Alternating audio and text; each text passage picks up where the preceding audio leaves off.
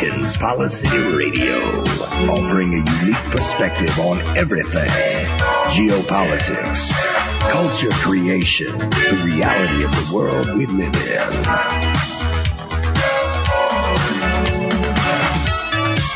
Coming to you live from New York City, your host, Pierce Redmond.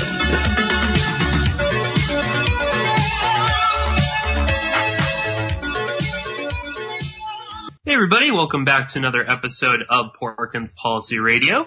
As always, I'm your host, Pierce Redmond, and you can find this show here at American Freedom Radio, AmericanFreedomRadio.com, as well as on my website, which is PorkinsPolicyReview.com.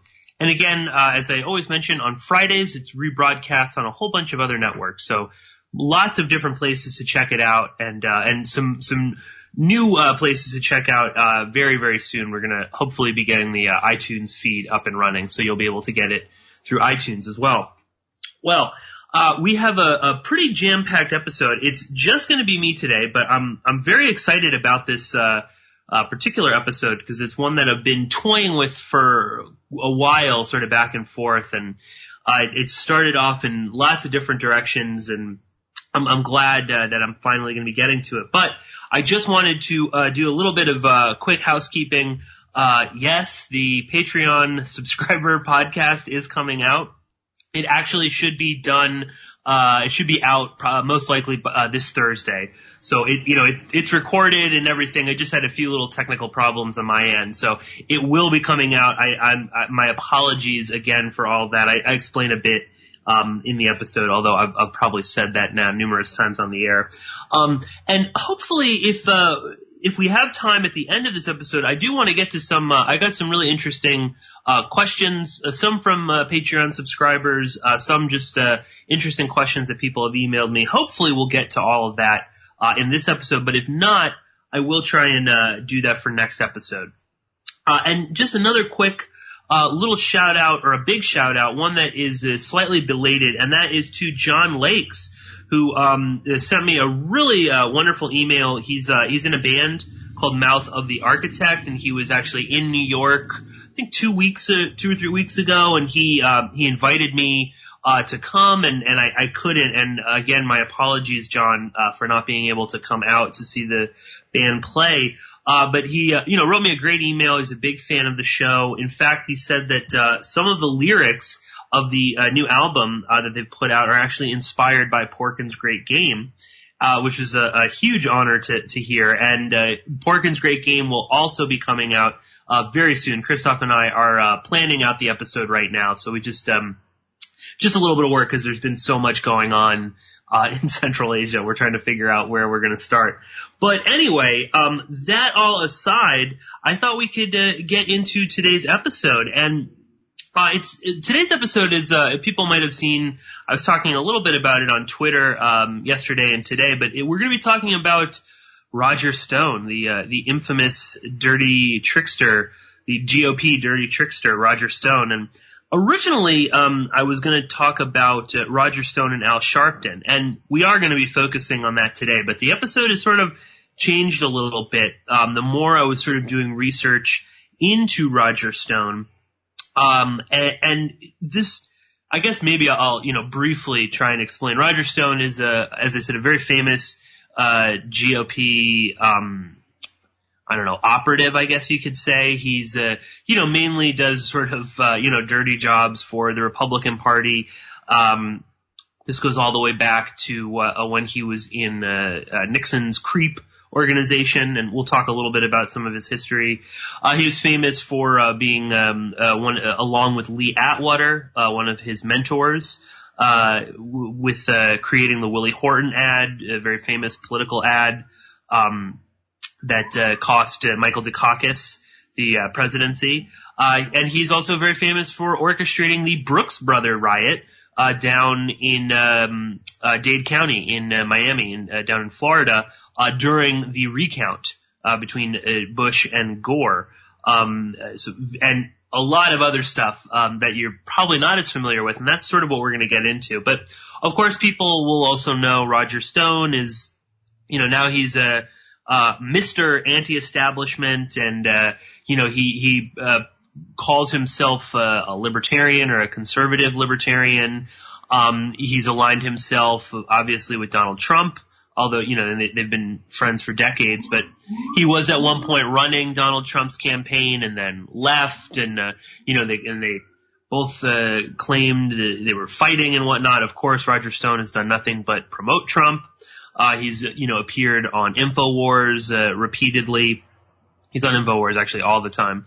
And he's become, now he's the alt media figure. He goes, he's done other things in the sort of more right-leaning alternative media. He's been on Lou Rockwell quite a bit. And he peddles his book about LBJ being behind the Kennedy assassination. People will be familiar with his books, the Clinton's War on Women and Jeb Bush and the Crime Family. And we'll get into a little bit of that, but that's sort of Roger Stone in a nutshell. And he's of course blocked me on Twitter. So, but as I said, Roger Stone has long been an operative who I think for a lot of people they view him as he's just a standard sort of dirty trickster for the GOP. When they want something, kind of nasty done, they always turn to Roger Stone. But Roger Stone has actually had a long history of infiltrating or derailing or manipulating anti-establishment candidates. And he generally does this in favor of the sort of run-of-the-mill standard GOP candidate. Now, I'm sure he would kind of admit to some of this, but it's actually, I think it goes a lot deeper, and it goes much more into explaining what we're seeing right now with him. Interestingly, many of the candidates or campaigns that he's manipulated or infiltrated or derailed or destroyed all have had, or many of them have had very strong anti-war leanings. Now, again, this would, this sort of flies in the face of the Roger Stone of today. And I know people will say, oh, well, he's a changed man.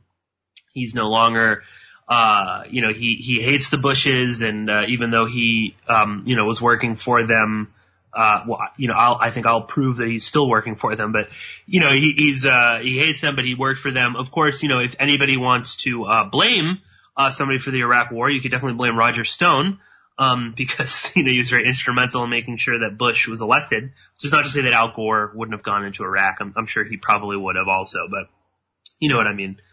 But anyway, so in spite of this sort of recent conversion to libertarianism or to the alternative community, I think personally that Roger Stone is still very much working for the GOP, but to a greater extent to the war party itself.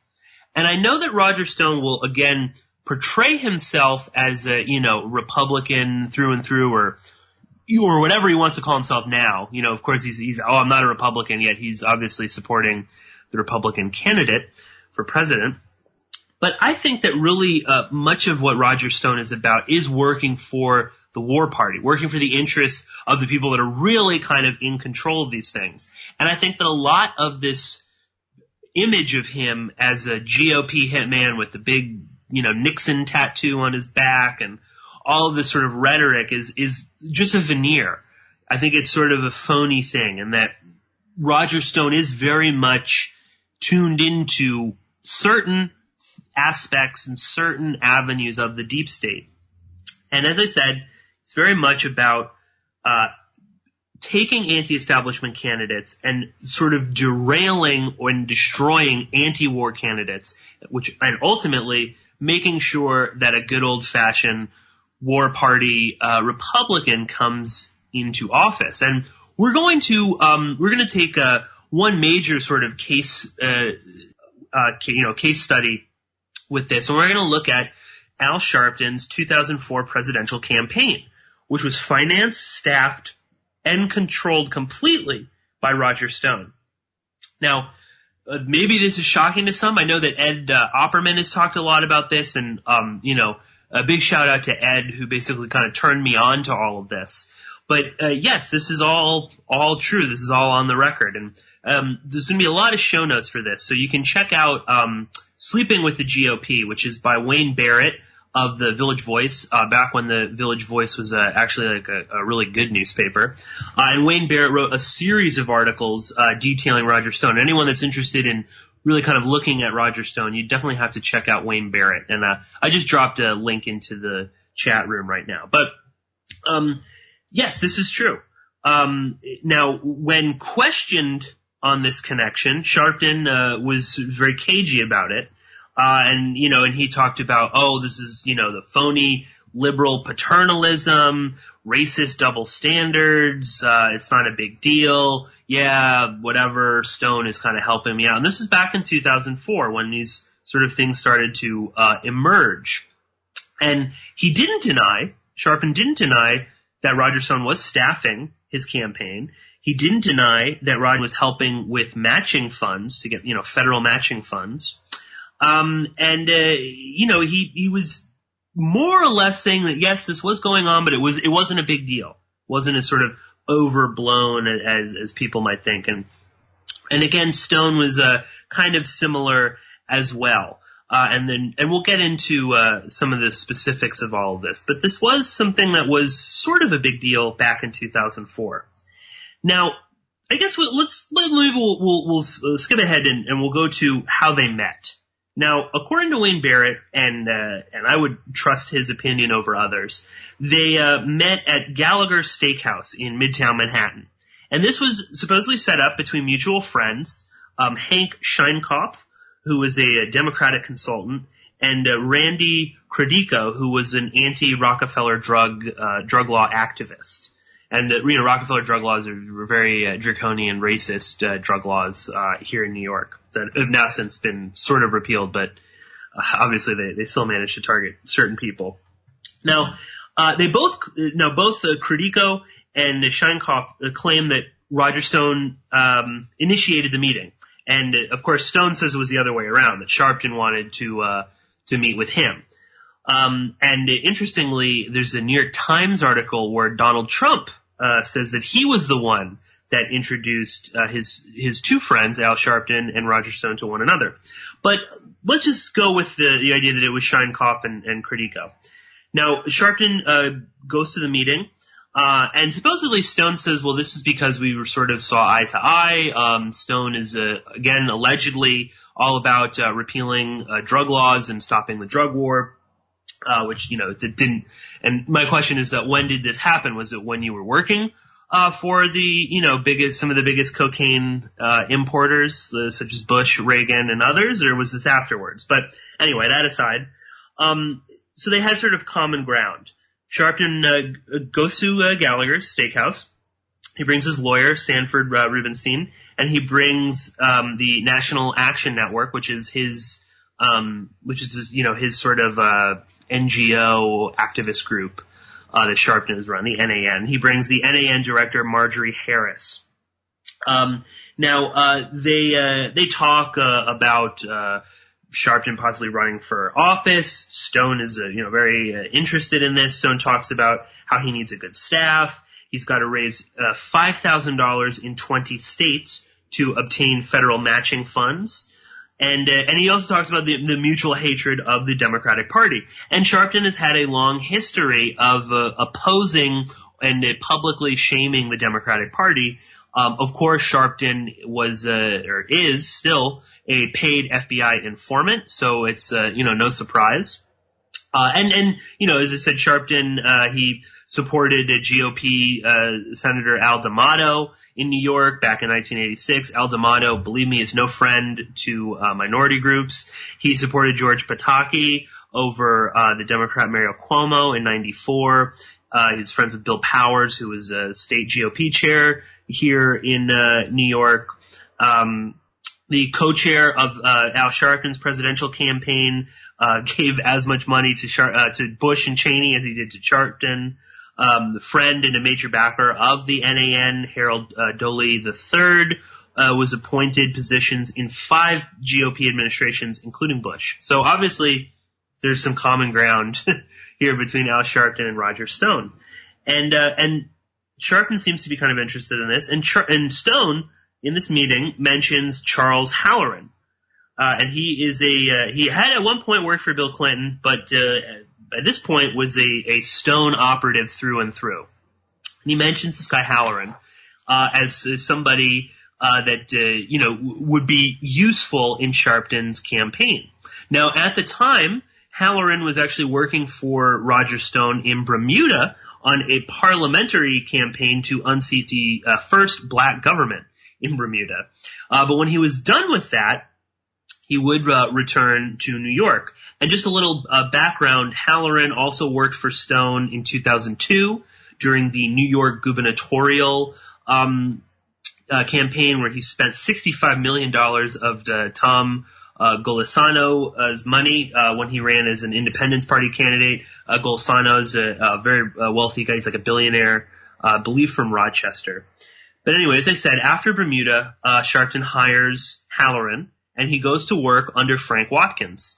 Frank Watkins is he ran both of Jesse Jackson's campaigns, and he was sort of, I guess, seen as like the likely choice, and Sharpton did have him. Now soon, basically, Watkins would eventually be fired, and then he would return to go work with Jesse Jackson and Howard Dean as well. And remember Howard Dean, because that's going to become important. And then Halloran becomes Sharpton's campaign manager. So in a very short time, this initial meeting, Roger Stone basically gives Sharpton all this advice, tells Sharpton he should hire Charles Halloran, and Sharpton does this. Now, maybe that's not such a big deal or whatever. As I said, they have these, they have this sort of mutual hatred of Democrats and, they want to repeal the Rockefeller drug laws. Well, let me put it this way. Stone's company, Fairbanks Limited, sets up an email service called Sharpton at the Beach, which issued press releases all throughout the campaign, which were, sent out before they were even posted on the official website. Stone also makes, later on we'll see, a very large loan to Al Sharpton and to the National Action Network. Slowly Stone begins sort of building up more and more Al Sharpton's campaign. So let's get to some of the odd finances going on, because there are a lot of bizarre financial practices at work during this campaign. Now, many of the people working for Sharpton, who were almost all entirely kind of Stone's people, or were, like a subsidiary of Stone, weren't really receiving payments for their services. Now, Charles Halloran claims that he made so much in Bermuda and in Tom Golisano's failed gubernatorial campaign that he didn't even take any money from Al Sharpton. Ernest Baynard, who also worked for Golisano, who set up the email service, he was actually paid some money, but was actually listed as a debtor on FEC records. So he was putting in his own money, around $20,000. Now, a small lobbyist firm that Stone hired called the Archer Group, which also worked for Golisano, which is based out in San Francisco.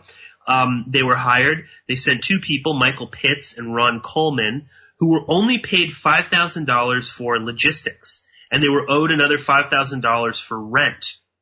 Now, the company, when they were working for Golisano, they netted $246,000. Yet this time around, they're only owed a minor $10,000. So a bit odd, that you'd have all of these Stone employees, basically, or Stone allies, coming to work for Al Sharpton and not getting paid anything. Now, all the other payments to the Archer Group were actually made through the National Action Network, which we'll see was quietly being subsidized by Roger Stone. Now, there were even at some times, again, this is all laid out in Wayne Barrett's articles, there were even times where Pitts and Coleman were being paid half by the campaign and half by the National Action Network. Now, there was another aide that was working there, Elizabeth Burke, who again also worked for Golisano. Now, she worked directly under Pitts and Coleman from the Archer Group. Now, she said that she was told by the two of them that Stone gave 2 loans to the National Action Network totaling well over $200,000, which she thought was ridiculous because there was no way he was ever going to get it back. In December, she said that Sharpton's personal check of $10,000 to the Archer Group bounced, and when they looked into it, the account didn't exist, that it had already been closed. Now, Elizabeth Burke referred to the campaign and to the National Action Network as shells, that they weren't real, and that all of the money keeping them afloat was GOP money coming directly from Roger Stone. Now, Randy Credico, again, this anti-Rockefeller drug law activist who was in touch with Stone throughout the campaign, he told Wayne Barrett and the Village Voice that Stone told him that he took a $270,000 promissory note from Sharpton, and that Stone was super pissed because Sharpton had run up $18,000 on Stone's own credit card, which he was allowing Al Sharpton to use. And this was for like hotels, and Sharpton was very well known for spending a lot of money. He only stayed in the best hotels, only the best suits, all that kind of stuff. Now, when the Village Voice asked about the promissory note, the credit card bill, the loans that Stone was giving, Stone said, quote, "Go badger someone else." Sharpton, when asked about this, said that, they should go and check out the IRS filings for the National Action Network, knowing that they don't detail revenue sources, and that these wouldn't be filed for months and months. So, Wayne Barrett, The Voice, and, all of his fellow writers would just sort of ignore it. Now, if this sounds at all bizarre, it's because it is. Because we have Roger Stone dumping his own money, giving out loans to Sharpton, or giving them to the National Action Network, which, legally speaking, we're getting into a very gray area. Whether, the National Action Network can be funding this presidential campaign, or that all this money is coming from, an outside force. And there's a whole lot of issues, about the FEC regulations when it comes to this. On top of that, Stone is letting him use his credit card. So this should all be kind of a bit weird. Now, it gets even stranger in terms of the finances. I mentioned earlier, they're very important for Al Sharpton was to get federal matching funds. And to do this, he had to reach a $5,000 threshold from individuals in 20 states. Now, this gets a sort of a bit complicated, but essentially lots of Stone and Halloran's and other people, allies of the campaign, begin donating the max amount, which is $250. So in D.C., we get a couple of Stone allies or friends that donated the $250 limit, and they put Sharpton over the $5,000 threshold. In Florida, Stone's wife, Nydia, his son Scott, his daughter-in-law Lori, his mother-in-law Olga, his executive assistant Diane Thorne, and Halloran's own mother all gave $250 in December, just at the deadline, pushing Sharpton over that threshold. Paul Jensen, who was a top Bush official in the transportation sector, and his wife Pamela also gave $250. And there's a whole lot of other people that are listed and named in Wayne Barrett's article. So now you've got you've got even more money coming in from Stone and from Stone Associates into building up Al Sharpton, into making sure that he can get these federal matching funds. And they have to know there's no way that they're going to get any of this money back. Why would we have all of these Republicans or supporting Al Sharpton? Now, yes, he is a paid FBI informant. He has this sort of streak of I guess supporting a lot of the same things that they do, but it really seems very odd that this is going on until you take a step back and you look at who was Sharpton, where was his vitriol most targeted at during the 2004 Democratic primary? Well, it was targeted at Howard Dean, who at the time was running as the anti-war candidate. And Sharpton was famous for calling out Howard Dean at a debate and saying, not really necessarily trying to call him racist per se, but pointing out he's this big, old white guy. What's he going to know? Look at Vermont, blah, blah, blah. And of course, nobody, can ever criticize, one of the emperors of all black people, Al Sharpton, who doesn't really stand up for black Americans at all. But, nobody, God forbid, especially a white liberal, tried to say something to him. So he went after Howard Dean obsessively. That was always who he was pointing at. It's even alleged that Al Sharpton gave this speech at an NAACP event where he spoke about another Democrat, Georgia Democratic Governor Lester Maddox. And during the speech, Al Sharpton was waving around an axe handle, which Lester Maddox had also done when he chased blacks out of his restaurant. Sharpton didn't remember if Stone gave him the axe handle, and Stone declined to comment, but boasted about it to friends that he had come up with this idea. So now we're starting to see something. We see Al Sharpton, who is anti-establishment, or at least he has the veneer of being anti-establishment, opposing the anti-war candidate.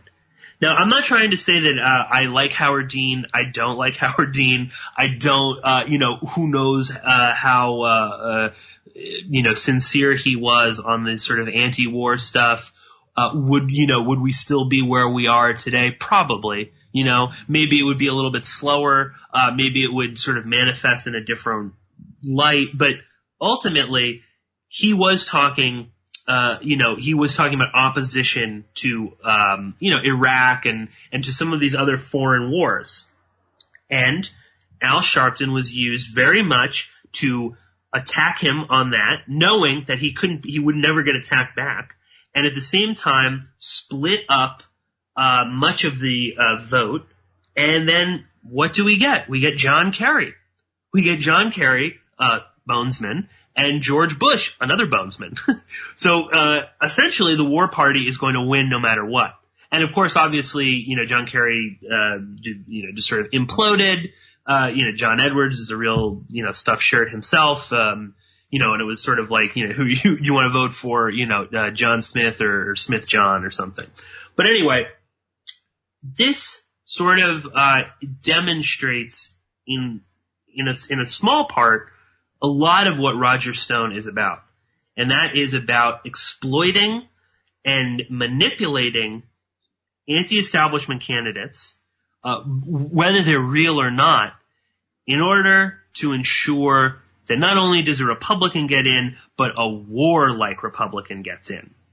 And if you think that this is, sort of smoke and mirrors, believe me, check out, the Sleeping with the GOP. That is the main article by Wayne Barrett, but there's a couple other ones, and there's some more. There's another article, Sharpton's Cynical Campaign Choice, where he talks a little bit more about some of the illegal financial practices. He talks a little bit more about Frank Watkins getting replaced.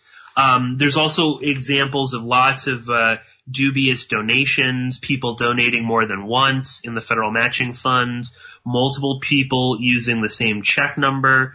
There's an instance where it's a company that again is friendly to Stone. Someone within the company is donating money, and he wasn't working there for like years. There's of course Sharpton, continues to downplay Stone's role. Halloran continued to insist that none of the NAN money was being, funneled into the campaign. And that's a big part of this, because seemingly Sharpton and his campaign had no money. That's why he's bouncing these checks. all of the money was being put into the National Action Network, and then from there, it was being spread out into the campaign. Again, where is this money coming from? Stone is putting in a six-figure loan to the National Action Network, and then allowing him to use his own credit card. And again, Stone admitted to Wayne Barrett and other reporters about matching funds, that he staffed all of Al Sharpton's campaign, but he refused to comment on the National Action Network. Where is that money coming from, and why is this so important? Because, again, ultimately, Stone is about the GOP and the War Party. And this kind of sort of brings me to another point, and this is one that you'll hear a lot, that, well, Roger Stone is reformed. When? Was it in, was it during the 1980 election when he was working for, Reagan and Bush? Was it after that when he was working directly for George W. Bush's election? Was it when he went down to Florida to rig the election? We hear a lot from Donald Trump and Roger Stone about all these rigged elections and stuff. Well, that's what he was doing down in Florida. Was it then? Is that when he learned that the Bush crime family is this evil, despicable, cocaine importing, neoconservative mafia? Or was it in 2004 where he decides to fund and staff and control Al Sharpton's campaign in order to ensure that an anti-war candidate is defeated on the Democratic side, which I think ultimately ensured that George W. Bush would remain in office?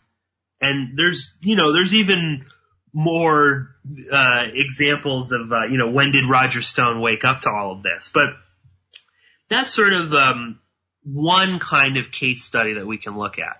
And the Al Sharpton one is interesting again, too, because it's one that's not widely discussed or talked about. Nowadays, you're never going to hear Al Sharpton beating up on Democrats. You're never going to hear Al Sharpton talk about Roger Stone. You're never going to hear Roger Stone talk about Al Sharpton.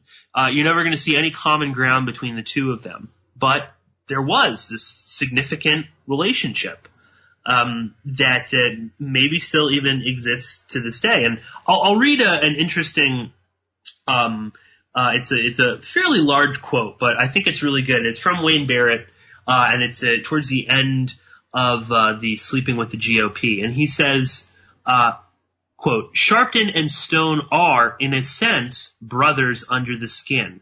Outlandish personalities too large to be bound by the constraints that govern the rest of us.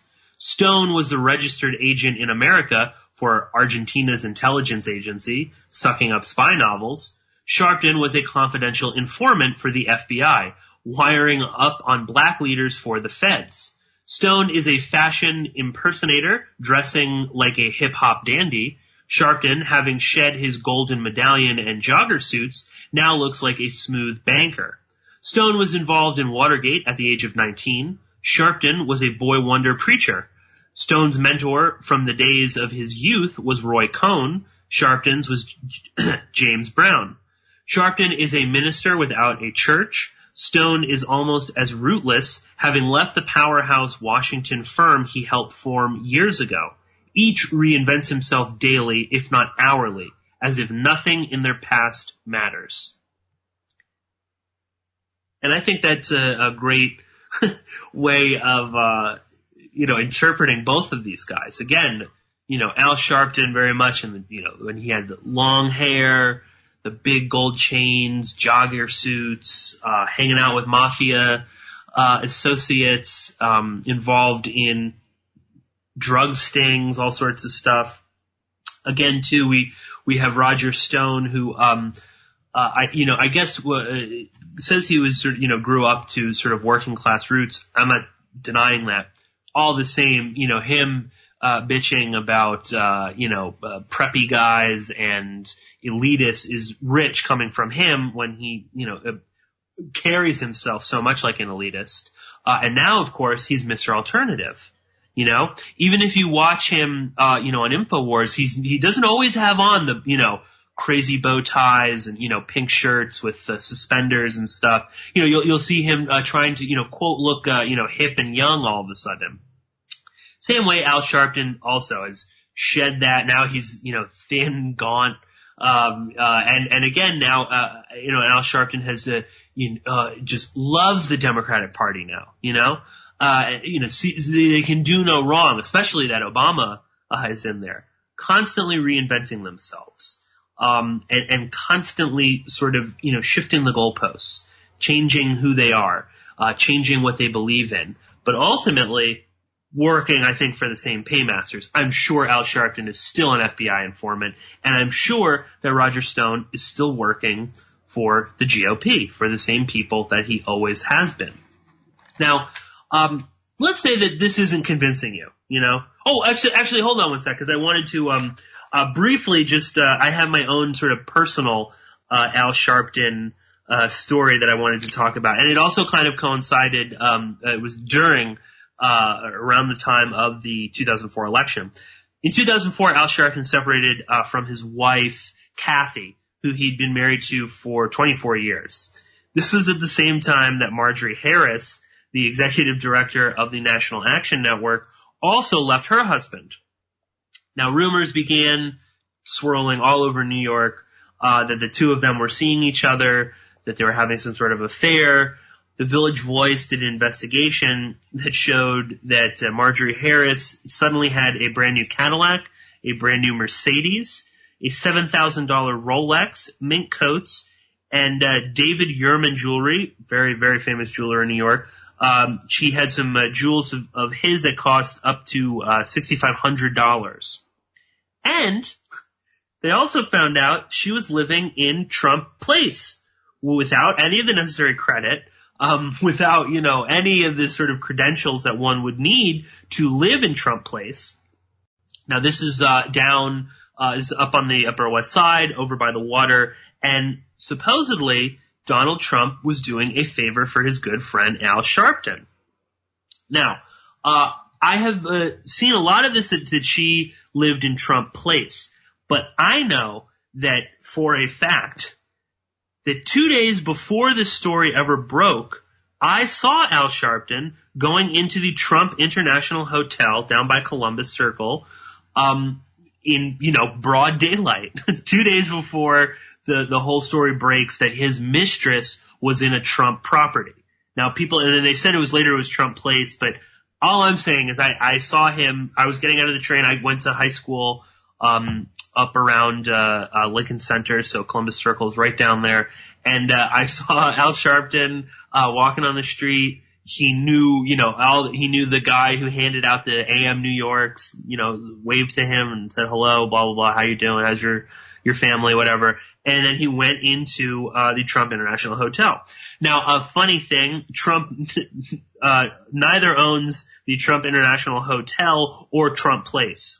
He just has his name on both of them, but obviously holds some sort of sway and can get, Al Sharpton's mistress a room in one of these, establishments. But anyway, I understand if, okay, maybe this is just a fluke, this isn't how Roger Stone operates. This is all, we're just making it up. Well, I would encourage people to go and check out the, show notes that I'll have. Cause there'll be quite a few of them. And there's a lot more to, in this sort of 2004 period, of course, again, after Roger Stone, organized the Brooks Brother riot, down in Florida to, stop the recount.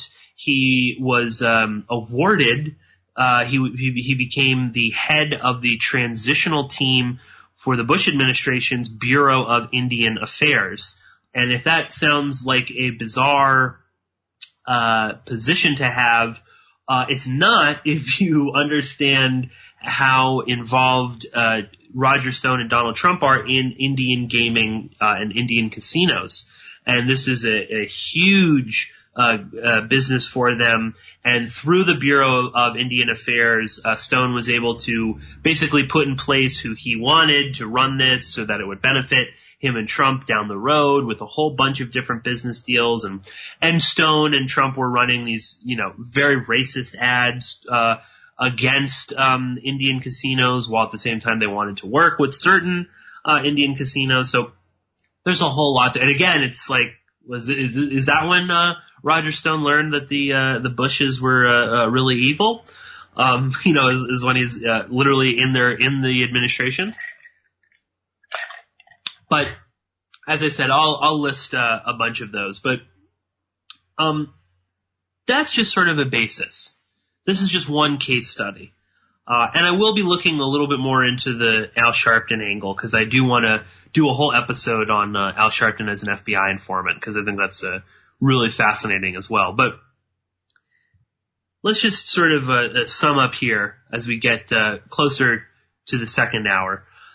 But we have in 2004 an election. We have Howard Dean, who is running ostensibly as the anti-war candidate. We then have Roger Stone coming in and funding, staffing, and controlling Al Sharpton's campaign, which targets the anti-war candidate. And beyond that, too, what is Al Sharpton really doing for African Americans, other minority groups, the people he's supposedly sticking up for during this whole campaign? Not a single thing. He does nothing about them. Anyone that, remembers that, he barely, he didn't go to rallies or anything. He spent most of his time, like Stone complained about, racking up huge credit card, debt.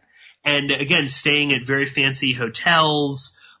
Frank Watkins, again, spoke a lot about this, that he was appalled at the amount of money that Sharpton was, spending.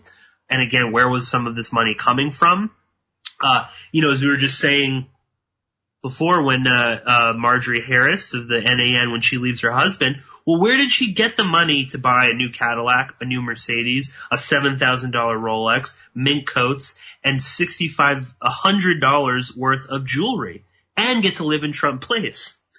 Where was that money coming from? Again, this is 2004. This is at the same time of the whole campaign.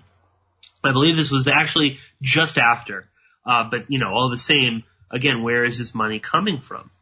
And this, I think, is indicative, again, of Stone's whole approach. It's not just about ensuring that the GOP war party candidate gets into office. It's also ensuring that there's complete destruction behind it. It's not enough just to infiltrate and manipulate a particular candidate. It's about destroying either that candidate or that movement in the process. And again, this should not surprise anybody out there who does even the most cursory look into Roger Stone.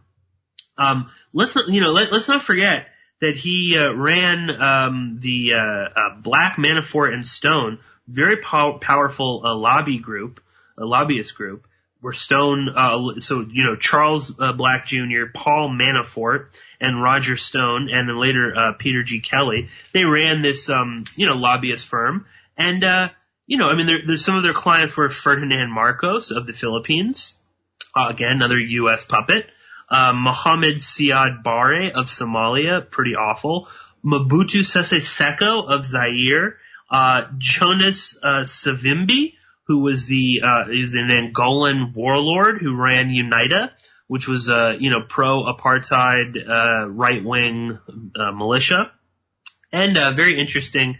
One of their big clients in around 1988 was Lyndon Pidling, who was the Prime Minister of the Bahamas, who was hired by Stone's group amidst major drug trafficking scandals that were going on, where Pidling was implicated in allowing in, massive amounts of cocaine into the Bahamas that was then being filtered up into the U.S. So again, I wonder, is that when Stone learned how evil the drug war was? When he was defending the Prime Minister of the Bahamas, who undoubtedly was working with Bush administration officials, in 1988 and Reagan and all them. Is that when Stone learned about the evils of the drug war and decided that they had to stop it, or was it afterwards? So this is a character who really has no scruples. His moral compass is non-existent, perhaps. And Paul Manafort should, of course, ring some bells for people. He was Trump's former campaign chairman, who was later fired. And Paul Manafort actually just the other day popped up in the news again because a firm that he represents called ILOC was trying to do a lot of business with the FSB, the Russian domestic spying agency. They were trying to do a lot of work there, helping them spy on the public. So these are not nice people. These are by no means, it's also sort of the idea of, even if Stone is supposedly reformed, do you really want him? Is this guy like really the sort of person that we should be looking to or accepting in? I get everybody, is allowed forgiveness, but this is kind of a stretch for me. I don't know. But anyway, let's kind of break this down a little bit more, because we've used Al Sharpton and Roger Stone as just sort of like a jumping off point. And I think it's a good one because it's such a bizarre melding that you'd almost wouldn't believe it. You would maybe take the idea, or go with the idea that this is sort of blown out of proportion. That it wasn't that big a deal, and yes, he helped, but which is sort of like it is a big deal. The fact that you're just sort of shrugging it off, that it's not. But as I said, this follows a long history of Roger Stone's, and if we go all the way back to when he was a very young man, and he worked for CREEP, which was the committee to reelect the president. This is Richard Nixon's. And this is where he first sort of cut his teeth, and this is where he had his first sort of taste of, again, of taking the anti-establishment and many times anti-war candidate and destroying him. At the time, when Nixon was running for re-election, he was up against Republican Senator Pete McCloskey. And Pete McCloskey was very opposed to the Vietnam War. He was a very staunch anti-war Republican. He ran against Richard Nixon for the GOP nomination. Let's just be clear: McCloskey, decorated Korean War veteran. He had a Navy Cross, a Silver Star, 2 Purple Hearts. He opposed the Vietnam War since 1967. He was the first member of Congress to call for Nixon's impeachment after Watergate. He was the first to publicly call for the repeal of the Gulf of Tonkin Resolution. He traveled to Cambodia in 1975 to see the damage that had been done. And he said, I'm paraphrasing, but, this was unprecedented. This is completely horrible. Far outweighed any sort of benefit that we could get. And the only thing worse than this is what we did in Vietnam. And McCloskey had quite a bit of support. Again, and he was, I guess he's sort of the Republican, that nowadays would probably be like a conservative Democrat maybe. But either way, he had a lot of support. And there was a legitimate fear that, again, Nixon would be challenged by this. Again, Nixon, the war-loving, the creator of the war on drugs. So maybe that's when Roger Stone actually discovered that the war on drugs was evil, is when he was working for Nixon, who, of course, initiated the war on drugs. But anyway, Nixon was a bit afraid of this and was afraid that McCloskey would split the vote, perhaps. So what did Roger Stone do? He donated some money to Pete McCloskey, and I've heard 2 different versions of this. One is that he did it under his own name, and then one is that it was under an assumed name. But either way, the money that was donated was on behalf of the Young Socialist Alliance. That's how the money was given to him. And then he sent a copy of this receipt for the donation to the New Hampshire Union leader. thus pegging Pete McCloskey as the socialist candidate. This would, along with a few, some other stuff, but this is a big one, destroyed Pete McCloskey's run, and was not true, obviously, and that was the end of that. And that's sort of how Roger Stone, got his, again, kind of cut his teeth, got involved in a lot of this. He also helped plant a mole inside Ed Muskie's campaign, eventually getting him to be Muskie's driver, who was feeding information back, and then they were, publicizing it, and this led to this, or contributed to Ed Muskie kind of losing his mind. Again, we're talking about, rigging elections and stuff. Well, that sounds a little fishy, but okay, maybe that's not really rigging. That's just sort of dirty politics. Well, in 2000, again, we're back to 2000, where Stone would be sent down to Florida to rig the vote in down there for Bush. But also in 2000, he urged Pat Buchanan to run under the Reform Party. And again, there's an excellent article that I will link up to, again by Wayne Barrett, detailing this. And he spoke with Pat Buchanan, he spoke with Buchanan's sister, who ran his campaign. But anyway, yes, Roger Stone urged Pat Buchanan to run under the Reform Party. And they must have known each other because they both worked in some capacity for Nixon. Obviously, Pat Buchanan, very, very close with Nixon. Then, after Buchanan decides to run under the Reform Party, again, instead of running under the Republican Party, he's going to go now run under the Reform Party. Stone went about reigniting the rumors that Buchanan had a love child that he was financially supporting. And these rumors had existed for a very long time, but Stone certainly made them very public when Pat Buchanan was running. And this is corroborated by numerous people, journalists and others, who said, yes, it was Stone that gave us that information. Now, if that's not strange enough, Roger Stone also got his good friend Donald Trump to contest the Reform Party nomination. That was, Donald. That was the big one. That was before Donald Trump was, the GOP candidate. He did run, or he tried to get the nomination under the Reform Party. Now, Trump was never really seemed all that serious about it, and he would actually drop out before the nomination, and he would call Buchanan a Hitler lover. He said that the Reform Party was, full of racists and stuff, which is, again, rich coming from him. But this would all go towards effectively destroying Buchanan's run, okay, and also destroying the Reform Party. The Reform Party really doesn't exist anymore. The biggest candidate to run other than Buchanan and win was, of course, Jesse Ventura, who I believe dropped out of the Reform Party after that. But why would Roger Stone hate the Reform Party so much?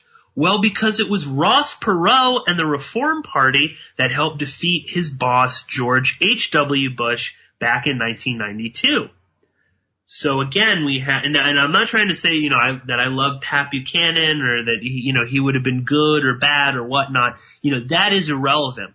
What is relevant is that there was a fear that there was actually a fear that if Pat Buchanan did fairly well, there were rules at the time within the Reform Party that Ross Perot could step in and he could actually take the nomination, and he could run. And that perhaps by that point they would have built up enough sort of support that they really could have screwed the whole election. Who knows how that would have turned out? And again, Roger Stone stepped in to the anti-establishment candidate, this time Pat Buchanan, under the Reform Party, and manipulates his campaign, inserts himself into it, and destroys it completely. So again, it's not just about making sure that Buchanan won't contest or won't sway the vote. It's also about destroying the Reform Party, making sure that it will never be what it once was, which again, under Ross Perot, was very impressive.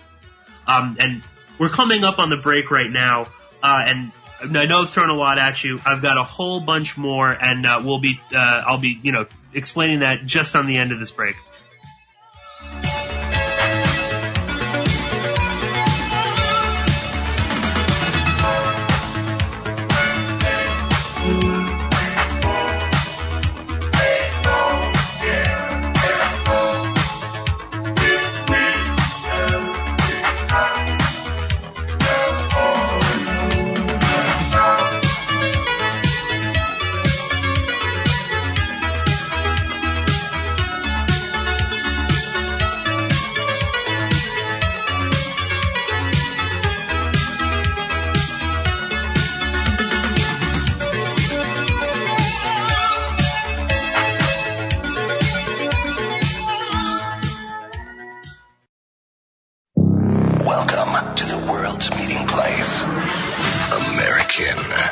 mostly narcotics. Freedom. Oh, yes, I like very much. Radio. You're an American institution. American Freedom Radio.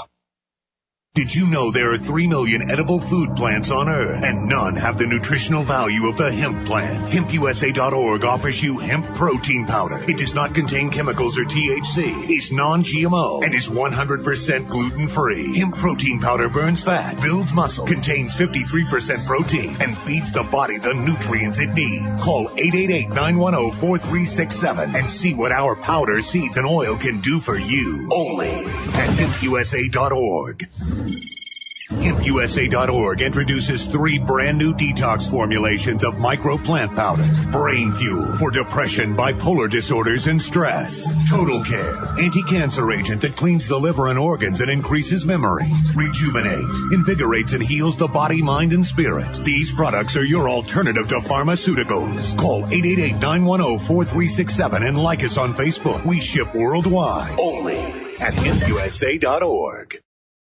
This is Rick Simpson, and you're listening to American Freedom Radio. I'd like to talk a little bit about the war in the Persian Gulf. You know my favorite part of that war? It's the first war we ever had that was on every channel plus cable. We like war. We're a warlike people. We like war because we're good at it. You know why we're good at it? Because we get a lot of practice. This country's only 200 years old, and already we've had 10 major wars. We average a major war every 20 years in this country, so we're good at it.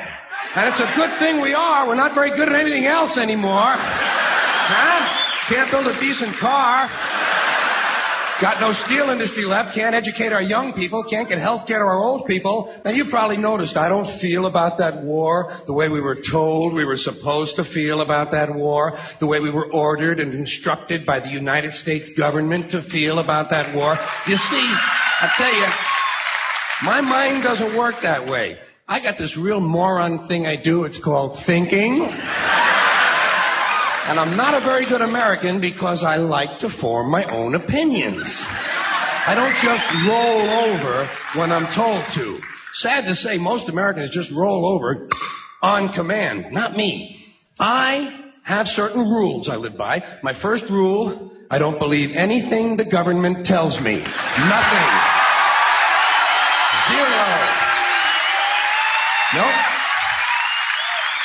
And I don't take very seriously the media or the press in this country, who in the case of the Persian Gulf War were nothing more than unpaid employees of the Department of Defense, and who most of the time function as kind of an unofficial public relations agency for the United States government. So I don't listen to them. I don't get all choked up about yellow ribbons and American flags. I consider them to be symbols, and I leave symbols to the symbol-minded. You're listening to AmericanFreedomRadio.com, the network who perseveres in delivering intelligent debate, constructive dialogue with true independence. The freedom to broadcast the truth is not free at all. So what is American Freedom Radio worth to you? The empowering information with fun, honest and pure integrity behind it provides an example to follow, friendships to flourish, with the moral altruism that pulls no punches. The hosts sacrifice and show remarkable discipline in their duty to deliver quality radio in service to the community with strength, wisdom and loyalty. The founders of AFR wish to thank you personally for sharing your views and insights to make the best radio and alternative media. Now it's time for you to give something back and play a vital role in the future of America. Be as generous with us as we've been with you.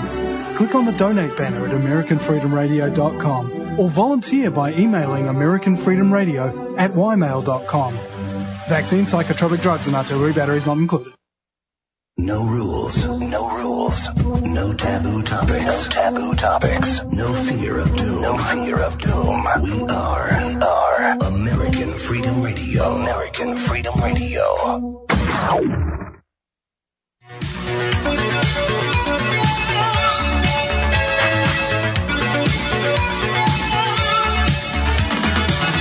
Porkins Policy Radio, offering a unique perspective on everything. Geopolitics, culture creation, the reality of the world we live in.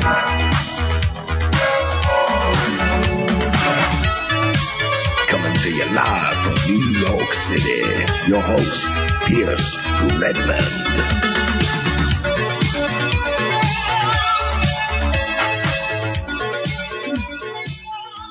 Okay, everybody, welcome back to Porkins Policy Radio here at American Freedom Radio. I am your host, Pierce Redmond, and if you are just joining us right now, in the second hour, we have been talking about Roger Stone, the GOP trickster, a man who I'm sure from the my inflection and the way I talk about him is someone that I cannot stand and do not like whatsoever. And in the first hour, we mainly focused on of course, his connection to Al Sharpton, and also to his, third-party anti-establishment manipulation. And this is, again, something that is a theme throughout Stone's career. And I believe we were just sort of talking about Pat Buchanan, his, the way he was manipulated Pat Buchanan and the Reform Party. Very important, again, 2000. And this must have also kind of that along with going down in the Brooks Brother riot in Florida, it certainly ingratiated him to the Bush administration. But there's even more. He cozied up, of course, to Gary Johnson in 2012, which many people might have seen, myself included, which was quite troubling. And as I've said before, I did end up voting for Gary Johnson. But Stone got very involved with that. And I will say that I think that was really about co-opting the Libertarian Party and the movement to a lesser extent. But definitely the Libertarian Party and those within that and moving it closer to the Republicans. And that was really about speeding up Johnson's trajectory, which was already going there, but speeding it up to the candidate that he is today, which is essentially just he's now almost indistinguishable from most of the other, in my mind, from most of the other candidates. He's very, now he's very flashy. He's got what's it? Bill Weld is his running mate, is pretty Clinton, guy. Dates back to the Clintons. Very much is sort of like a standard Republican that likes to smoke weed. That's sort of what I see with Stone and getting close to Gary Johnson.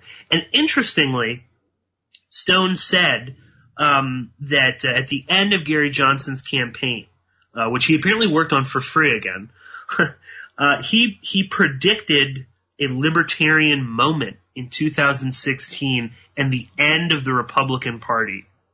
And I think that's actually fairly significant because to me, in my mind, the libertarian moment was in 2012. That was, that was sort of after Ron Paul and many of the people that supported Ron Paul, I think, shifted to voting for Gary Johnson or saw Johnson as maybe sort of carrying the torch of some of that stuff. And I think that was the libertarian moment. I would actually be, I would be shocked if Gary Johnson did better this election as opposed to 2012. I think he'll actually end up doing worse. I think his image has been tarnished.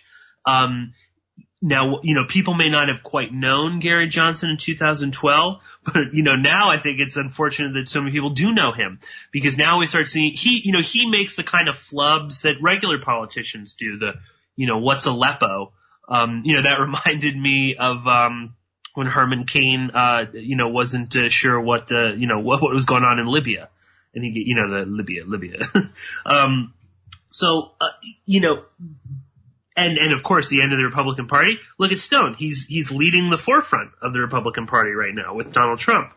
And he also played a similar role, or a slightly similar role with Kristen Davis when she ran for the in 2010 for the gubernatorial run in New York. Kristen Davis, for people that may not know, she's an ex-madam. She was sort of implicated in the Elliot Spitzer prostitution case. Kristen Davis is a pretty shady character. I don't take a lot of what she says is totally true. You know, she said she used to date A-Rod, and a lot of stuff with her is kind of weird. But she did try to run for the Libertarian Party, and she ultimately lost to Warren Redlick, and then she formed the Anti-Prohibition Party. Roger Stone hated Warren Redlick so much he sent out all these flyers labeling Redlick as a sexual predator. And this was based on some kind of creepy stuff that he said back in 2008, I think about Miley Cyrus and stuff. But all the same, I think Stone getting involved with Kristen Davis and this, trying to get her the Libertarian nomination, I think that was about making the Libertarian Party and then the movement look silly and look sleazy. You know, he took the sort of the most cliche elements, sex, drugs, loose morals, all of the stuff that, again, all in favor of, I'm not knocking it one way or the other, but that's very much a cliche of what libertarians are about. And I think that's ultimately what Stone was doing. And then again, where is Stone right now? Why is he not supporting the libertarian movement? None of the things that Donald Trump say have any kind of libertarian bend to them. I mean, he talks about all sorts of protectionist laws for business. He talks about forcing businesses to come, they can't go down to Mexico if they want to build a factory. They have to build it here. I mean, that's crazy. That's antithetical to the free market, to the values that many libertarians believe in. This is nothing libertarian about Trump. Yet Roger Stone, he had this whole thing. Oh, I am now a libertarian. I'm a born again libertarian. Throw off the shackles of the GOP and I predict the libertarian moment in 2016, the end of the Republican Party. In very, very sort of lofty, highfalutin language for a man who's now, gung-ho, fully supporting the Republican Party and has sort of turned his back mostly to the libertarian movement. So again, very interesting. And I think taking looking at this through the lens of Stone as the consummate manipulator and exploiter of third-party candidates, again, I think that's what he was doing with Johnson. That's really what that was about. That was taking any momentum that was left in that movement that might have come from Ron Paul, that might have just come, like from myself, from just someone that was fed up, that disliked the other major parties and leaned a little bit more towards the libertarian movement. Young people, that was taking all of those things and making sure that they would become a joke. And I'm sorry, Gary Johnson is a joke right now. He's, and he was a phony even before that, but he's much more so a phony now, I think. I think now he comes across like every other politician. And I think that's also, an extension of Stone's influence, getting him more money, getting him out there, getting him more name recognition. And undoubtedly I think Johnson does. But at what cost? Because more so now than he did before, Johnson is much more in line with standard, government policy, when it comes to things like war. Yeah, I mean, he loves weed, yet is very wishy-washy, when you sort of start nitpicking him about, well, would you, decriminalize all drugs? Could all drugs be legal? Or, but I've said this story before, but I was at Liberty Fest when Johnson was running, and I saw his, this is in 2012, I saw his VP candidate, Jim Gray, speak, and he told a room full of, ardent libertarians that, it was totally okay to bomb Iran. Even if, not even if like they attacked us, but, if they posed a threat, if they got nukes. So, again, I think that's more or less not all of Stone, because I think Johnson was always kind of headed in the direction of just becoming, now Johnson, like Jill Stein, they've become these sort of third-party celebrities, and they will run every year.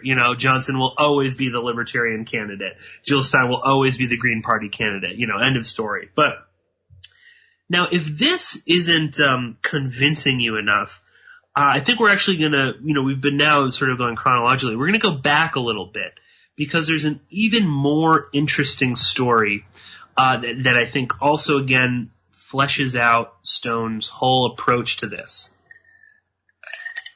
And this is back when he was working for Ronald Reagan, 1980. And he actually told all of this in alarming detail and specificity to the Weekly Standard. And again, we'll link up to this. But when he was working for Ronald Reagan in 1980, he came up with the idea of getting John Anderson on the Liberal Party ballot in New York. Again, who's John Anderson? Well, he's a moderate GOP politician, opposed to the Vietnam War, big critic of Watergate, and was seen by many as, kind of the anti-establishment candidate. Not so big on war and things like that. And there was internal polling showed that he wasn't necessarily pulling votes so much, I think, from Ronald Reagan, but he could really pull votes from Jimmy Carter. That was the real fear. Now, John Anderson was at that point was running, he was running as an independent or whatever. And Stone thought, well, if we could get him on the Liberal Party ballot in New York, we could really split the vote. We could, and we could maybe sway the election. So Stone talks with his mentor, Roy Cohn, who I've definitely mentioned before on the show. He's, he goes all the way back to he was McCarthy's right-hand man, was Donald Trump's mentor. Roy Cohn makes Roger Stone look like a choir boy. Roger Stone and Roy Cohn are figuring this out. They think it's a great idea. And Roy Cohn basically tells Stone to go speak to this lawyer and see essentially how much he wants. And, if you read the Weekly Standard, it's very funny, and Stone is confused about what that means, and Roy Cohn starts cursing at him. It's like, how much money does he want? So they bribe New York officials in the Liberal Party to the tune of $125,000 in cash, which Stone personally delivered in a briefcase. Okay? And this was past the point where Anderson could get on the ballot. That was the whole kind of conundrum. Is that Anderson had already he had waited too late to get on the Liberal Party ticket in New York. So Roger Stone bribes New York officials within the Labor Party $125,000 in cash. Again, he's all on the record. Stone admits all of this in the Weekly Standard. What happens? John Anderson gets on the Liberal Party ticket. He splits the vote, and Reagan wins New York, ultimately swaying the entire election. And Jimmy Carter has even, said like, yes, that, John Anderson, altered whatever history or stuff. I mean, again, classic, Jimmy Carter. He's this great saint. But we just point out, it's believed that some of the money came from Anthony Fat Tony Salerno, who's a big mafioso figure, who's one of Roy Cohn's good friends. And again, Roger Stone, like Donald Trump, they love kind of hobnobbing with mafioso types. They certainly talk and dress like mafia men, and they love that sort of world. So again, let's think of this too. The next time Trump or Roger Stone talks about rigging an election, you've got Roger Stone bragging about rigging an election to the Weekly Standard, bragging about bribing officials with cash. Where'd that money come? If it comes from Salerno, God only knows where he got that money. But again, this is all in line with this pattern. Anytime there is an anti-establishment candidate that would pose a threat to the standard bearer of the Republican Party, and especially if they show any inkling of being anti-war, Stone is right there to manipulate and to, infiltrate however, he can do that to change the outcome of the vote and make sure that the standard bearer of the Republican Party and, more importantly, of the war party comes into power. So again, just to reiterate, just to clarify all of this, we've got, back in, he does this with Pete McCloskey, the anti-war Republican. He does this a bit with Ed Muskie, again, more opposed to the war than others. He, does this with Pat Buchanan, not necessarily opposed to war, but certainly anti-establishment that could have, could have screwed things up in 2000 for, George W. Bush. He's done this to an extent with Gary Johnson and the Libertarian Party, and also going back to 1980, he did this with John Anderson. Then, of course, 2004 with Howard Dean.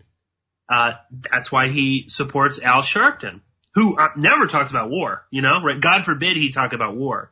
Again, this man who's supposed to speak up for Black America, who's doing a majority of fighting, he could care less.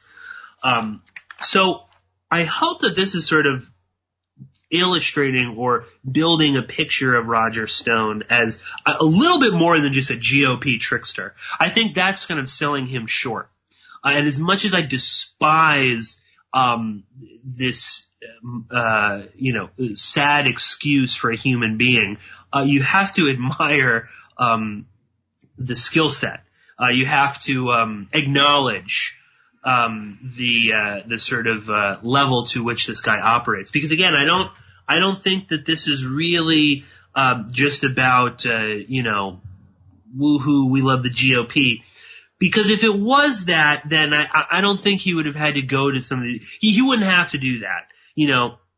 We're talking about a man who's getting involved in the highest office, quote unquote, and is engaging in, totally illegal sort of stuff in order to put forth a candidate who will continue ultimately what the deep state wants, which is, again, more war.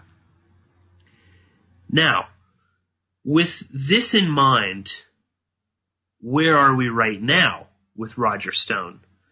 Because, again, I know a lot of people are very quick to say, oh, well, but, he's changed. And he knows the real deal because he's been on the inside. Okay, I'm not denying he's been on the inside. But is he still on the inside? Is he still using the same kind of template that he's always used? Now, because looking at Roger Stone and Donald Trump, now there can be two, in my opinion, two kind of major explanations. That this is just about reeling in the more racist, reactionary elements and some of the, quote, alternative elements closer to the GOP. And I think, in some level, that is what this is about. Because now you've got, again, all of these awake people who, hate the establishment and whatnot, are, voting and, wedding themselves over the idea of a Republican coming into power. But there's another side of this, another theory that I have sort of tossed around back and forth, and I'm not even sure if I totally buy this myself. But I think it's worth exploring. But Trump is the, quote, anti-establishment candidate. And in some respects, he is the, in huge, giant air quotes, the anti-war candidate, at least in people's minds.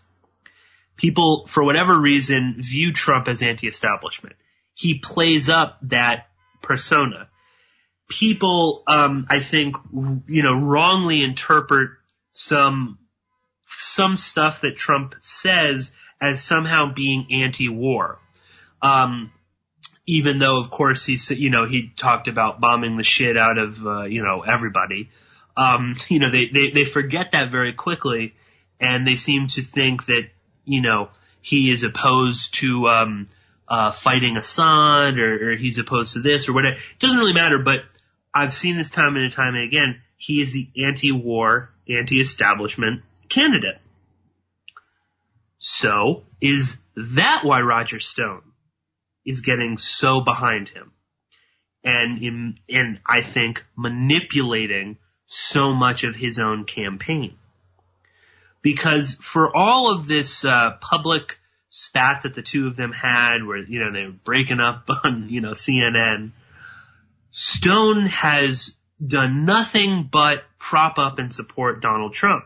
And I think in many instances, it's Stone who has pushed Donald Trump more in the direction of coming off as kind of a nut to the general public. It's very much Roger Stone that pushes that wants Trump to talk about, Bill Clinton's sexual history, or his, past as a sexual predator. It's very much Roger Stone that pushes the notion that Trump is the 9/11 truther.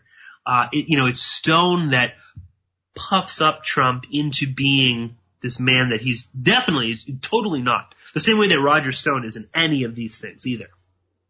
Now, what if Stone is ensuring that the true, traditional, ostensible Republican Hillary Clinton wins, and we receive more of the same, more war? Because that's all Hillary is offering, and she's very upfront about it. Well, maybe, Donald Trump might kind of pretend to be in favor of less war. Hillary Clinton is fairly, honest about, no, we're definitely going to have a lot more war. And Hillary Clinton, in any other universe, would be a Republican. She is. I mean, she is basically a moderate to, moderate conservative Republican, by today's standards. None of what she, all this stuff about, women, minorities, the climate, blah, blah, it's all BS with Hillary Clinton. And what she is best at is war, is destruction. And who is she going to bring in? Most likely a bunch of neocons. The neocons that Roger Stone pretends to hate in public, but has essentially helped throughout his entire career. He, from Reagan, Bush, to the second Bush, and now to possibly Hillary Clinton. So, and perhaps too, what's Hillary Clinton doing? Moving Democrats closer to not necessarily the Republican Party, but closer to this general sort of war party where, where it doesn't matter. You're red or blue or what. You're all, we're all about continuing the, American empire. So I wonder if this is really what Stone is about. And that this is, again, all a facade. This is the man who, again, as Wayne Barrett, I think so eloquently put it, is constantly reinventing himself. The same way that the neoconservative movement has constantly sought to reinvent itself. Now it is reinventing itself as the sort of, back to their liberal roots, and they're all supporting Hillary Clinton.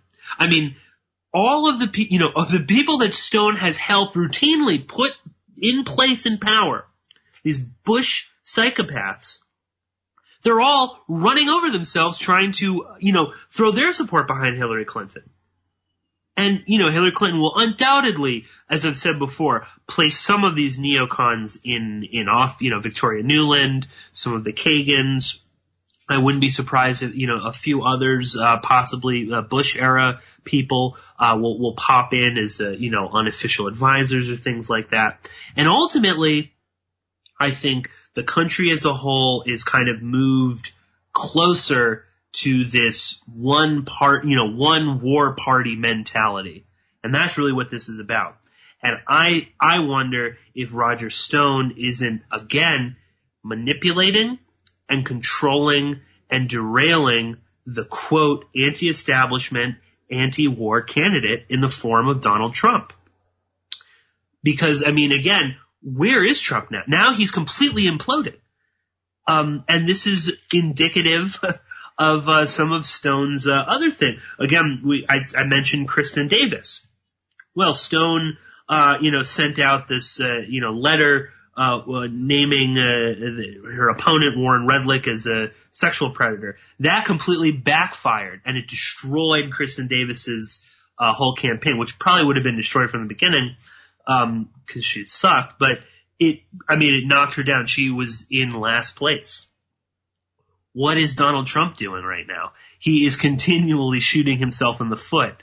Now he's just whining every day on TV about how it's all everything. Everybody is against him. Everybody hates him. He can't get anything right. I know Ed Opperman has, believe he's discussed this on a show a little while ago, but he was getting calls from associates of Stone asking, for, was it Kathy O'Brien and a bunch of other kind of more nutty people. That's who Roger Stone is looking for. That's who he wants more and more associated with Donald Trump. The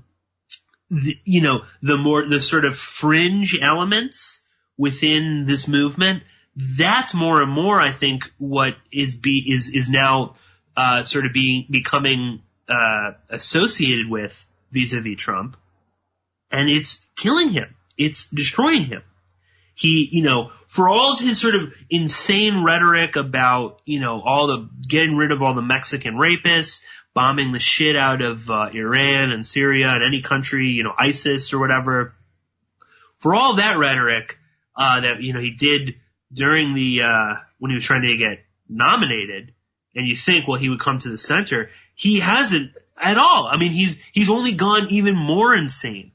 And this is all playing into Hillary Clinton's favor, and this will make sure that war continues in a, honest, good old-fashioned sort of a way. There's not going to be any kind of, there's no nuance to any of this. And all of the neocons, which Stone has routinely helped, will come back into power. And I think that this is all bullshit. That Stone he's playing everybody. Perhaps maybe even Trump, I don't know. But I think that this is really, this is at the level that Stone operates. This is like the ultimate dirty trick.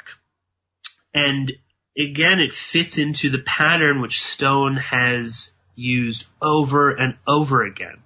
And I know that that's sort of like a tinfoil hat kind of out there theory. And as I said, I'm not entirely convinced of it myself. But the more I kind of look into Roger Stone and his behavior and the way he operates and the history, it's always the same. It's always these anti-establishment candidates or these anti-war candidates that he goes after.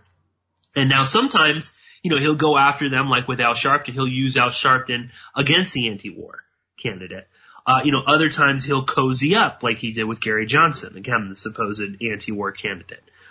Or he'll help the anti-war candidate like a John Anderson. He'll help him get on the ballot, knowing that he's going to just ensure that his candidate will get into office. So what if perhaps Hillary Clinton, the ostensible, traditional Republican candidate who loves war, is going to win because Roger Stone is helping her? Well, wouldn't that be a pretty crazy one? And again, I mean, that does seem insane, given Roger Stone's, hatred of all things Clinton. But chalk that up to the same BS when Trump goes on about hating the Clintons. The same, it's like with Roger, when did you realize that the Bushes were evil? Well, it's the same thing with Donald Trump. When did you realize the Clintons were evil? Is it after your third wedding? Was it this round of golf with Bill that he, revealed what a sexual predator he was? Or was it when you were both, chit-chatting with your buddy Jeffrey Epstein? So, again, don't take these things at face value. And, not that everything is this crazy, overarching, intricate conspiracy, but politics and deep state politics happen on a presidential level as well. And I think Roger Stone is very much tuned into the deep state. I don't necessarily think that he's this rogue operative that's sort of doing this to just cause chaos and stir up trouble. I think that Roger Stone is a little bit too pragmatic for that. He's been in this game for too long, and I don't buy this sob story that he's this reformed guy who is out to, make America great again. Because if he was, he obviously wouldn't be supporting Donald Trump and his nefarious connections. This is a guy that's obsessed with money, is obsessed with power, and with manipulation of power. And this could be the ultimate manipulation. And again, all that he's really doing is moving everybody closer to this sort of general war party, one party kind of a system. Because ultimately, all of these sort of reactionary, racist elements that Donald Trump is attracting, no matter how much they may be pretending to be anti-war or whatever, they're ready to bomb any Muslims. Don't worry about it. And Hillary Clinton is ready to bomb any Muslims. It's all going to work out in their favor. But that's my crazy Roger Stone, Hillary Clinton, theory. And I know that it's been so friggin' election heavy with a lot of this, but it's just sort of inevitable. And as I said, I wanted to do a Roger Stone episode, and hopefully we'll do a little bit more. Because he is a fascinating character, and there's lots of little tiny tangents and things you can pick up on. But again, for anybody out there that is still, thinks that he's a real deal, thinks that, and I'm not trying to necessarily dismiss his books. I mean, I know that, some of it seems well researched. I would be interested in reading some of them, but you really got to be careful with these people, we tend to not want to trust the, former CIA agent who, suddenly is cleaned up. Like I don't really buy Ray McGovern. I don't buy Phil Girardi. I think they say I think Phil Girardi tends to say interesting stuff sometimes. I think Ray McGovern, says whatever will get him on TV, but the adage of, once a company man, always a company man really holds. There's only been one true CIA whistleblower, and that's Phil Agee, and he had to go to Cuba. It's not the greatest place on earth to go to. That's what, and he leaked real names. I mean, he was doing some pretty serious stuff. There has been nobody on that level. So, we generally don't trust a lot of these ex-CIA guys. I don't know why we would trust the ex-Bush guy, the ex-Nixon guy, the epitome of all that is evil in American politics. Why are we all of a sudden believing this guy?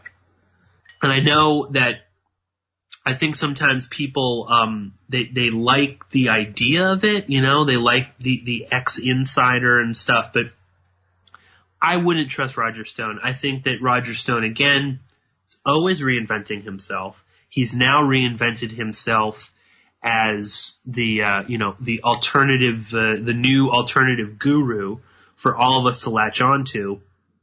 But ultimately, what are we getting? We're getting to a point now where it seems more and more likely that Hillary Clinton will win, and the neocons will come back, and you know, I mean, God forbid what is going to happen in Syria, in Yemen, in some of these other places when she gets in there. And you know, if Stone was really smart, you know, and was really about making sure that the Clintons didn't get in, I don't think he really would have gone with Donald Trump.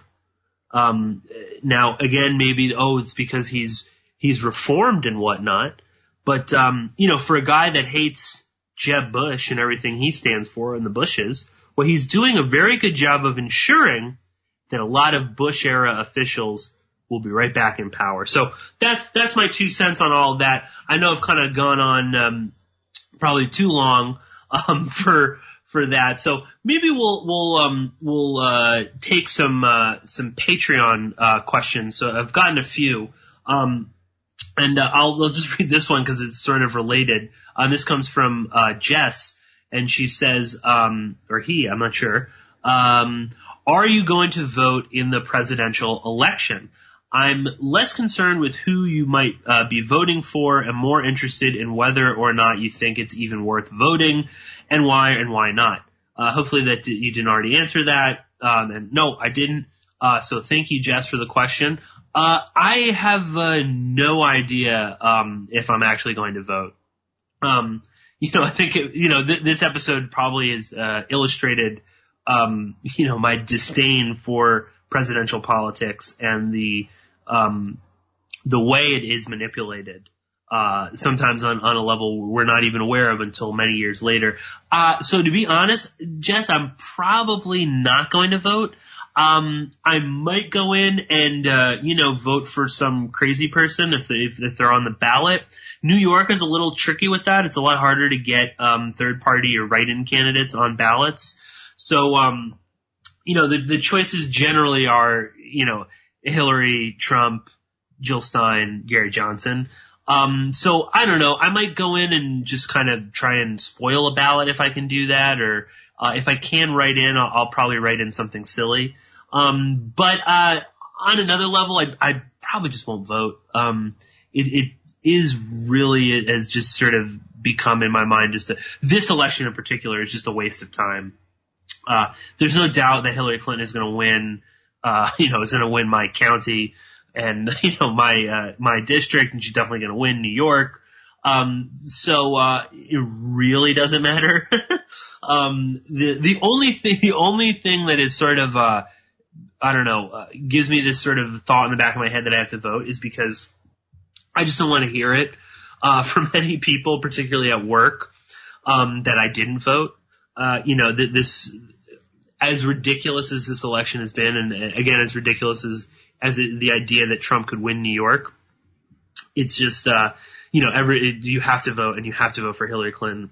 And that's mostly why I just like despise it. So, I might vote, I even thought about voting for Johnson again, just as, maybe if he got enough, but he's such a phony.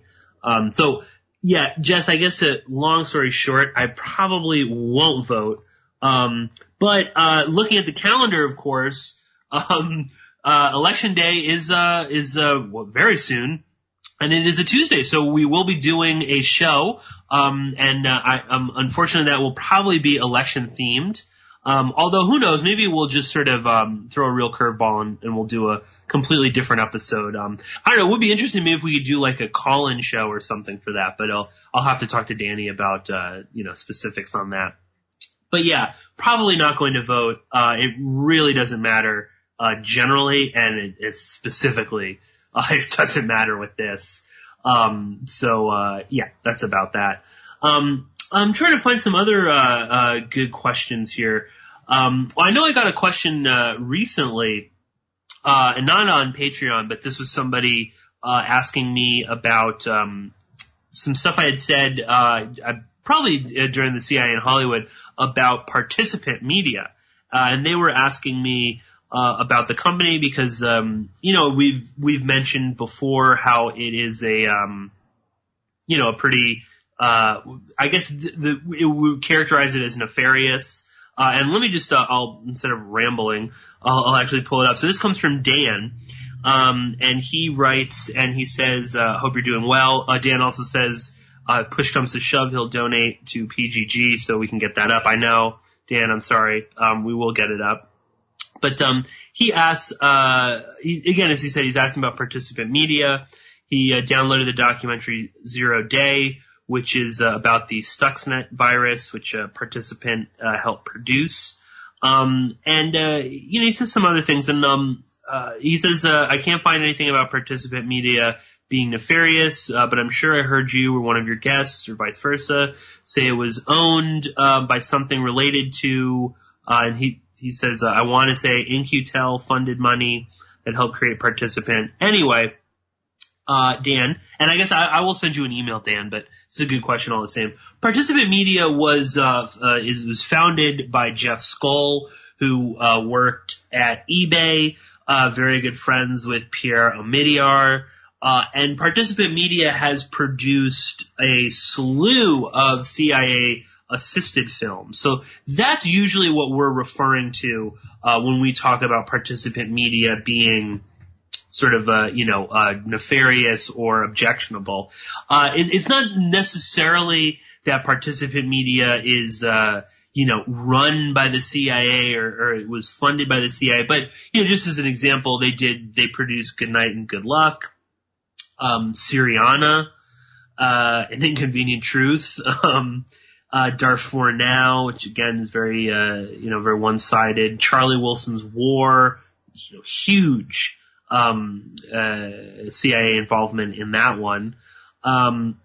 What else? They've done a couple other ones, Fair Game, which is all about Valerie Plame. Again, very, that directed by Doug Liman of the Bourne trilogy, so very, CIA, assisted heavily with that one. They've done Contagion, which I believe actually got, assistance from the CDC. They've done, and a few other ones as well. The Fifth Estate, which is all about, Julian Assange. They've done, I'm trying to remember, there's a few other, Citizen 4 is a big one. Of course, Laura Poitras, Snowden, very much, tuned into that whole sort of a thing. Bridge of Spies. They did Our Brand is Crisis, which is the, theatrical version of the documentary. So anyway, and a whole lot more. And they also do like regular movies too. Like they won an Oscar for, Spotlight, last year. They did like The Help, which won a lot of Oscars.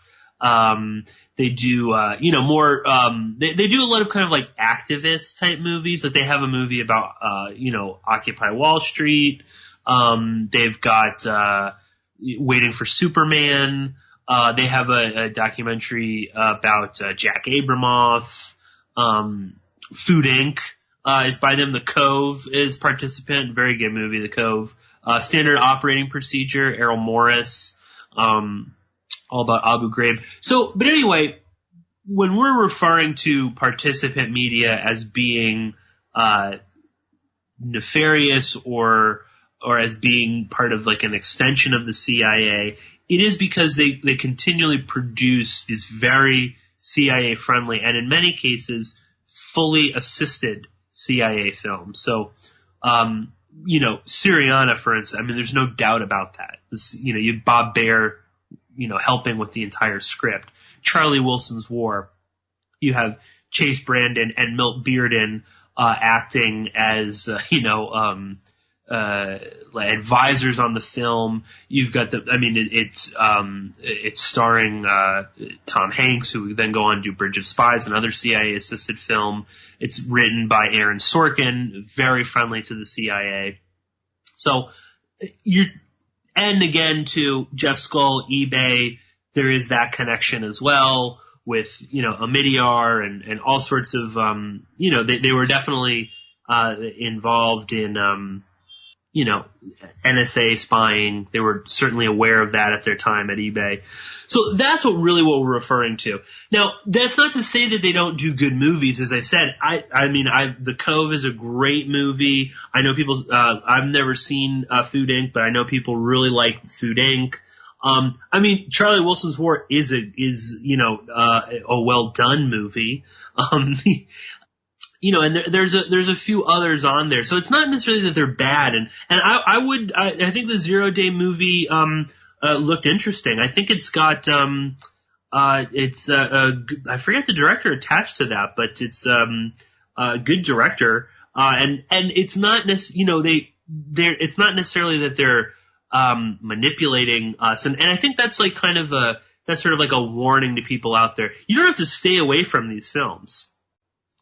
Tom and I, some of our, favorite movies have state assistants. That doesn't mean that they're bad films, that doesn't mean that there's not something you're going to get out of them.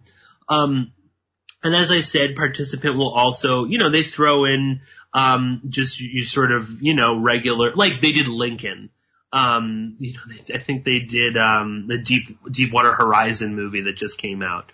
Alex Gibney. That's who did 0 Days. It was great. Going Clear is an excellent film. It's all about Scientology. And of course, Alex Gibney he did the Enron movie, Smartest Guys in the Room.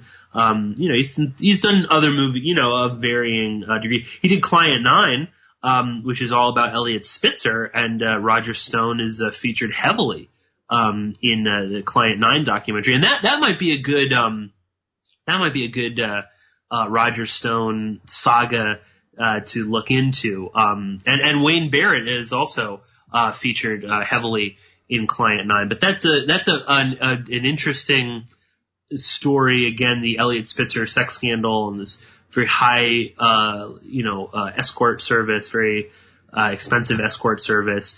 It is one that really didn't fully get the sort of attention that it deserves, and there's a lot more to that. Again, anytime you get very wealthy, very powerful people involved in prostitution rings, there's always a lot more to that. And certainly Roger Stone played a somewhat prominent role in how that story was interpreted, how that story was viewed by the public, and very interesting to kind of look into that a little bit more. But going back to the participant stuff, you don't have to be afraid to watch these sort of movies. 0 Days looks like a good movie. I would watch it. It's not that you're not going to get something out of it. You should just know that Participant has a history of getting involved in a lot of movies that the CIA is also very involved in. And they definitely, that's not just coincidence. The CIA and there's other ones too. There's Relativity Media, which I believe is now sort of defunct. Again, it's another production company that routinely puts out CIA assisted films. And Relativity Media has also got some sort of interesting people at the top, Ryan Kavanaugh. But Relativity Media did All the King's Men. What else? A couple of other, very, Frost Nixon, and silly movies too, like, Fast and the Furious and, 9, Zombieland. But they also did, quite a few, movies, Salt, CIA assisted film, The Social Network, a probable CIA assisted film, Paul, which is not a CIA-assisted film, but is an alien movie. But anyone that's read Robbie Graham's book will know there's a lot more going on in Paul than meets the eye. So anyway, it's not that they're bad. It's just that you should understand them, and you should recognize that you may not be getting the whole truth or something. But I find this a lot with people who are like, oh, I don't want to bother my time with that. And it's like, well, you do it anyway. It's a 2-hour movie, but you're going to get something out of it. I get that with like people, when I do like OJ research and, and it's like, they don't want to look up some book, written by, it's like Van Adder or something. The other side of it. You have to look at those books. I mean, for instance, I'm working on, some interesting stuff on the Jeffrey Epstein case.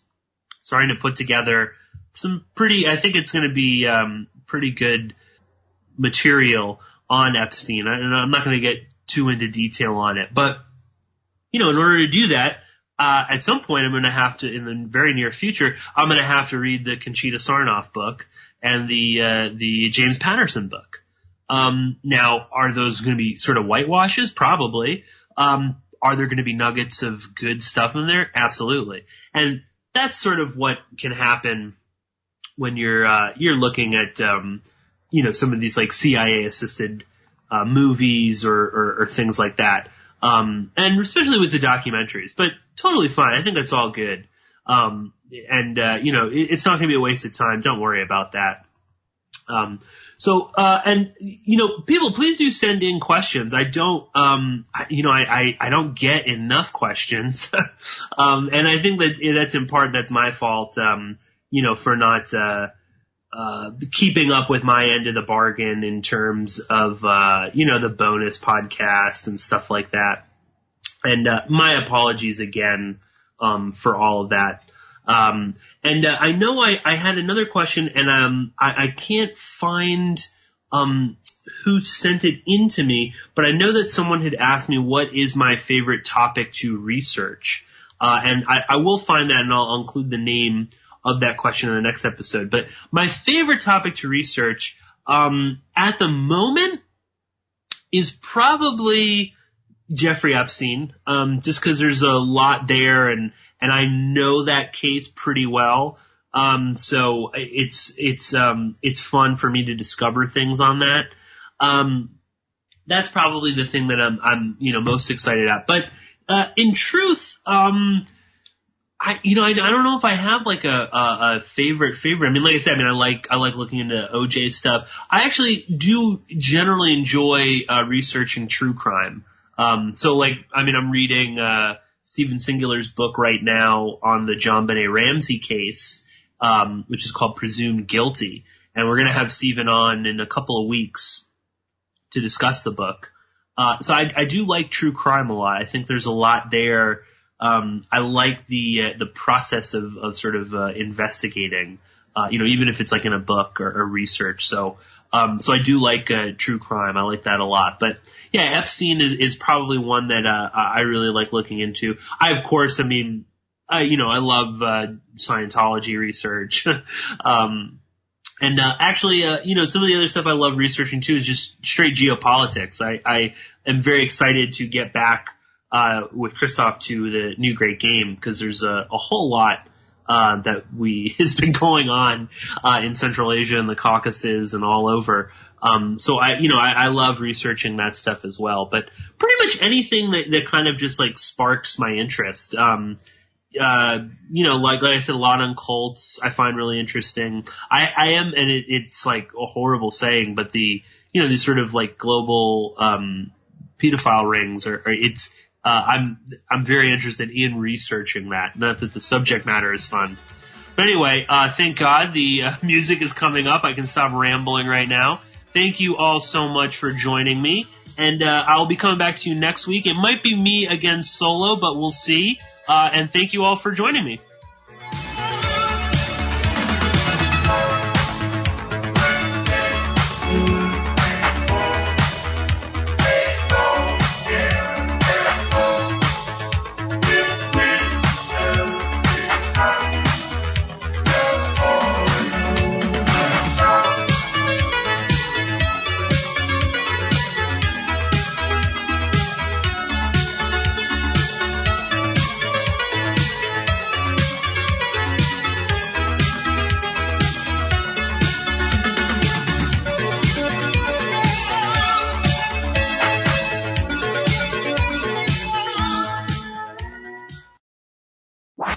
News and information you can trust. This is American Freedom Radio. Freedom, American Freedom Radio.